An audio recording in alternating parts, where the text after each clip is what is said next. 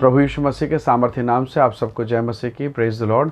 आइए आज की सुंदर सुबह में हम परमेश्वर पिता के वचन की ओर अपने मन को लगाएं। मेरे साथ यहूदा की पत्री निकालिएगा, उसका पहला अध्याय और वचन उसका 21 निकालिए। यहाँ लिखा है, अपने आप को परमेश्वर के प्रेम में बनाए रखो और अनंत जीवन के लिए हमारे प्रभु यीशु मसीह की दया के बाट जो होते रहो। Praise the Lord, hallelujah. परमेश्वर के लोगों, ठंड का मौसम लगभग आने वाला है और यदि आपके घर में कुछ विशेष हिस्सों पर ही अगर सूर्य की रोशनी सीधी पड़े, आप क्या करेंगे?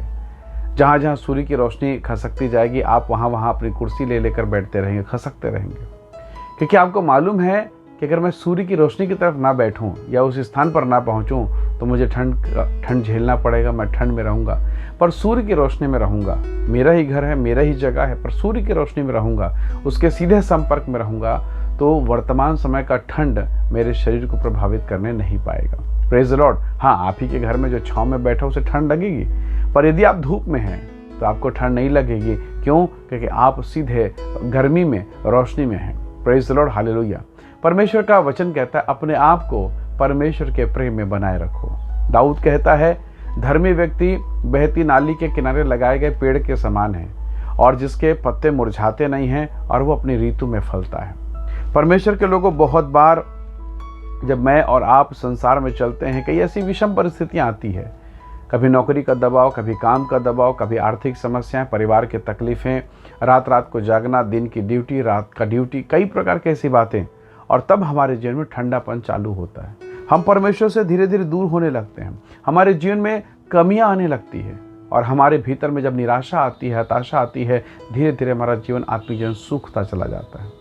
पर मैंने कई ऐसे लोगों को भी देखा है जिनके जीवन में बाहरी रीति से सूखापन था, पर वो अंदर से जड़ पकड़े थे। कई पेड़ को आप जानते हैं जो बसंत ऋतु पर, पतझड़ के मौसम में पूरा सूख जाते हैं, पत्ते तक झड़ जाते हैं और ऐसा लगता है मानो कंकाल हो गया, सब खत्म, अब तो सब सूख के खत्म हो गया। पर आपको जानकर बड़ा यह ताज्जुब होगा कि वो पेड़ का जड़ गहराई पर, जमीन की बहुत गहराई पर रहता है और वहाँ से लगातार वो पानी लेता रहता है, स्रोत पे बना रहता है। और स्रोत पर बने रहने के कारण कुछ 1 महीने के बाद वो धीरे धीरे हरा भरा होता है और पहले से खूबसूरत हो जाता है। दाऊद कहता है, उसके पत्ते कभी मुरझाते नहीं। Praise the Lord, hallelujah. परमेश्वर के लोगों, यूहन्ना के पिताजी के विषय में सोचिए। जकरिया इलीशिबा प्रभु का दास है, पास्टर है, आज की भाषा में हम कह सकते हैं। बाइबल में यहाँ तक लिखा है लूका के सुसमाचार पहले अध्याय में कि वो निर्दोष थे, पवित्र थे, निष्कलंक प्रभु के मार्ग में चलते, बच्चा नहीं था। और जिस घर में बच्चा ना हो, 1 साल, 2 साल, 3 साल हो जाए तो लोगों की उंगलियां उठने लगती है, निगाहें उठने लगती, होंठ फुसफुसाने लगते हैं, क्या हुआ, कैसा हुआ, ये तो बूढ़े हो गए थे और निर्दोष थे। दूसरी सबसे महत्वपूर्ण बात, ये प्रभु की सेवा करते थे।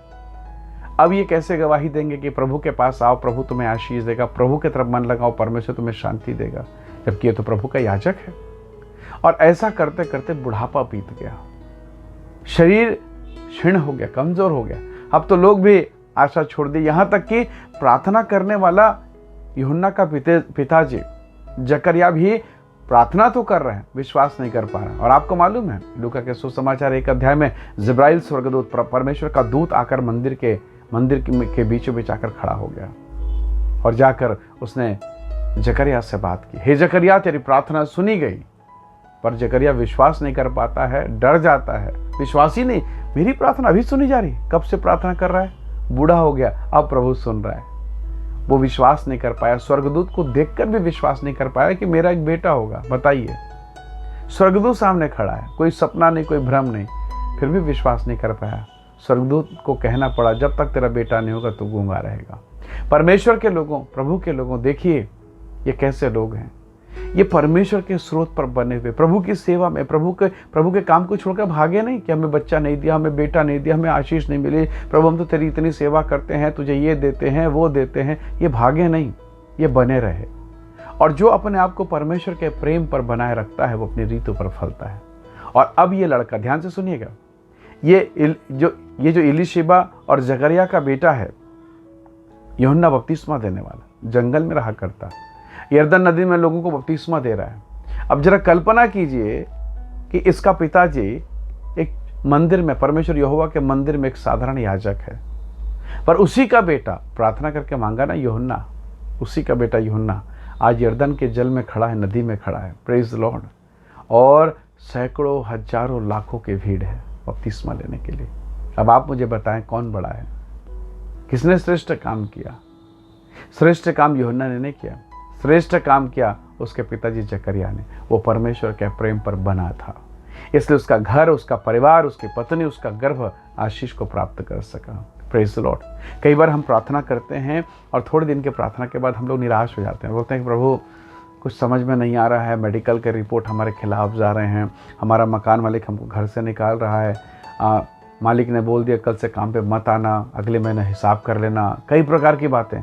और ऐसी दशा में हमारा पत्थर जैसा, पहाड़ जैसा विश्वास एकदम छोटा हो जाता है, मन निराश हो जाता है और प्रश्न पूछ बैठते हैं कि प्रभु आप कहाँ हैं? परमेश्वर के लोगों, प्रभु बिल्कुल आपके साथ है। इन विषम परिस्थितियों के द्वारा परमेश्वर आपको तैयार कर रहा है, परमेश्वर आपको महिमा के लिए इस्तेमाल कर रहा है। और ऐसी दशा में आपको हिम्मत के साथ जुटे रहना है ताकि आप अपनी ऋतु पर फलें, ताकि आप परमेश्वर के प्रेम पर बना रहें और परमेश्वर आपको महिमा के साथ इस्तेमाल करें। आज बहुतों के लिए आशीष का कारण हो गया। बपतिस्मा देने वाला यूहन्ना आया किस घर में? उस घर में जहाँ के लोग परमेश्वर के प्रेम पर बने थे। प्रभु आपके घर में भी ब्लेसिंग देगा, उसके प्रेम में बने रहें, आशा में आनंदित रहें। आइए दुआ करें। सर्वशक्तिमान परमेश्वर पिता, मैं प्रत्येक भाई बहनों को जो इस वीडियो संदेश को देखते हैं, मैं प्रार्थना करता हूँ प्रभु आप हम में से प्रत्येक को अपने प्रेम, अपने अनुग्रह, अपनी कृपा में बनाए रखें, छुपाए रखें, अनुग्रह से परिपूर्ण करें। प्रभु हमारी सहायता करें पिता, हर एक को आशीषित करें। यीशु मसीह के सामर्थ्य नाम से मांगते हैं, आमीन आमीन। प्रभु आप सबको बहुत ऐसे आशीष दे। बहुत धन्यवाद। जय मसीह की। Praise the Lord.